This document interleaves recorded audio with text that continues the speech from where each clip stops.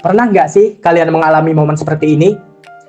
Kalian masuk ke ruangan, lalu berhenti, dan tiba-tiba berpikir, aku tadi mau ngapain ya? Atau saat kalian belajar semalaman buat ujian. Catatan sudah dibaca, tapi begitu lihat soal ujian, otak langsung berkata, Maaf, informasi yang Anda cari tidak ditemukan. semua orang pasti pernah mengalami lupa. Tapi sebenarnya, lupa adalah hal yang normal. Seringkali, masalahnya adalah bagaimana cara kita menyimpan informasi. Nah, di video ini, kita akan menunjukkan strategi sederhana yang dapat membuat memori kita jauh lebih kuat. Dan kita memulainya dari sebuah game kecil. Untuk melihat bagaimana memori bekerja, kami melakukan sebuah eksperimen sederhana. Peserta dibagi menjadi dua kelompok, kelompok A dan kelompok B. Di sini mereka diberi waktu selama 10 detik untuk melihat dan menghafalkan gambar, lalu menuliskannya ulang secara bergiliran. Kedengarannya mudah bukan? Tapi ternyata tidak sesederhana itu.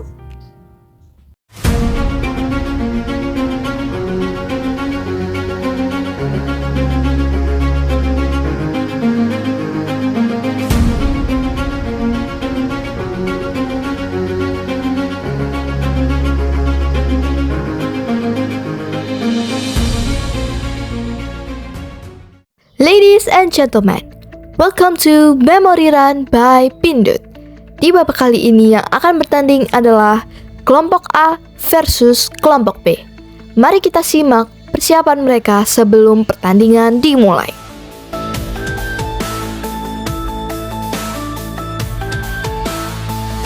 Di sini kami bisa merasakan ada ketegangan di kedua tim.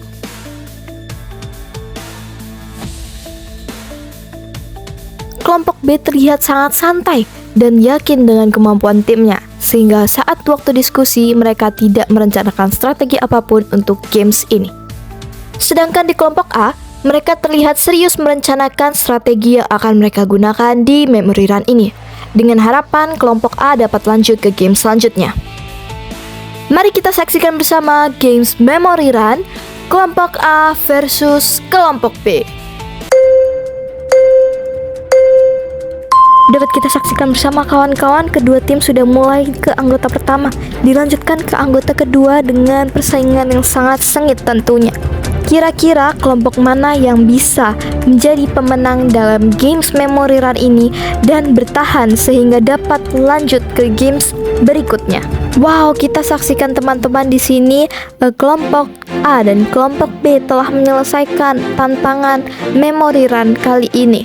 Kita saksikan bersama kira-kira siapa yang menjadi juara dalam memory run dan dapat lanjut ke games selanjutnya. Kita saksikan secara live, juri telah menilai kelompok A dengan nilai 100 dan untuk kelompok B mendapatkan nilai 35. Dan itu artinya perjuangan dari kelompok B sampai di sini dan harus pulang. Terima kasih untuk kelompok B atas perjuangan kalian dalam memory run kali ini. Sampai jumpa di kesempatan berikutnya.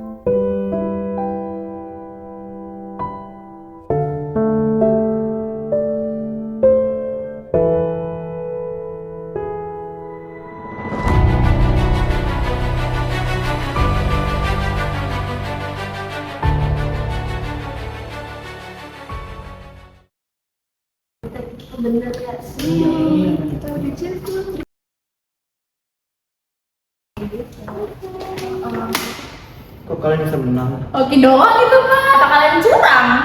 Karena kita tuh pakai trik, jadinya game ginian tuh EZ ya guys. Iya sih? benar. Karena itu ada diskusi, makanya kalian tuh diskusi, jangan cuma cengengesan doang.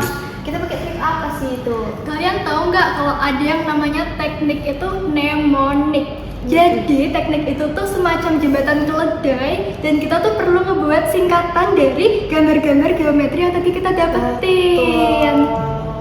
Baru tahu. Mau tahu nggak lengkapnya kita tadi kayak apa? Jadi kita tadi tuh nyingkatnya kayak gini, ya nggak sih teman-teman?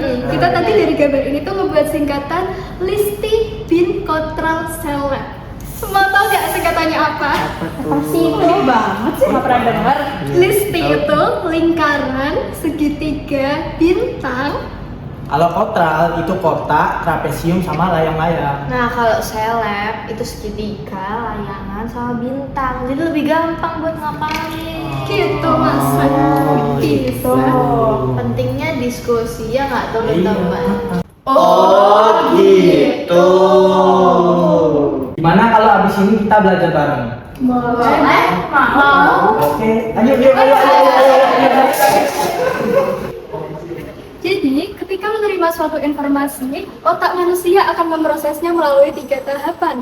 Yang pertama, yaitu melalui proses encoding, yaitu penerimaan informasi. Kemudian yang kedua, storage atau penyimpanan informasi. Dan yang terakhir atau yang ketiga, yaitu retrieval, pengambilan kembali informasi ketika sedang dibutuhkan.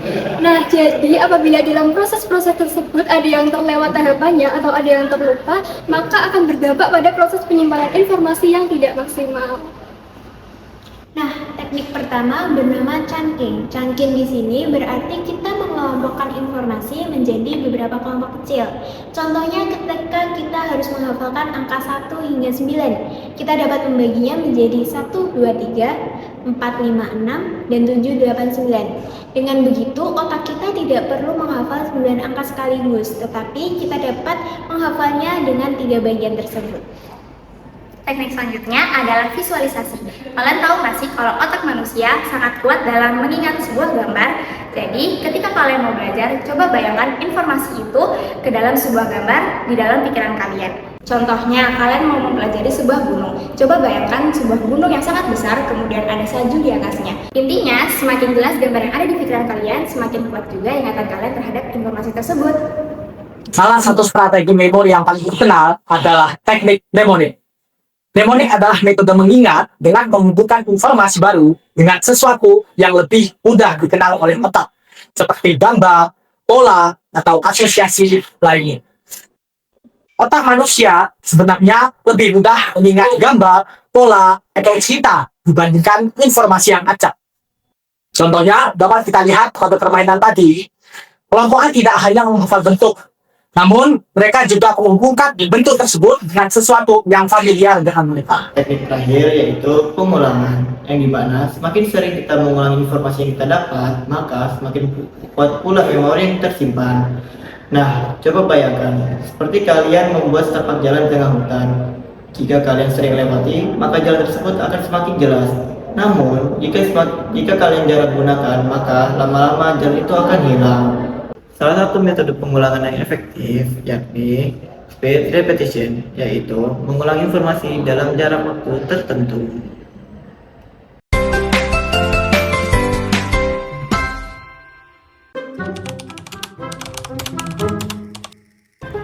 Kami dari Pidut Pimen 2 Imut mengucapkan selamat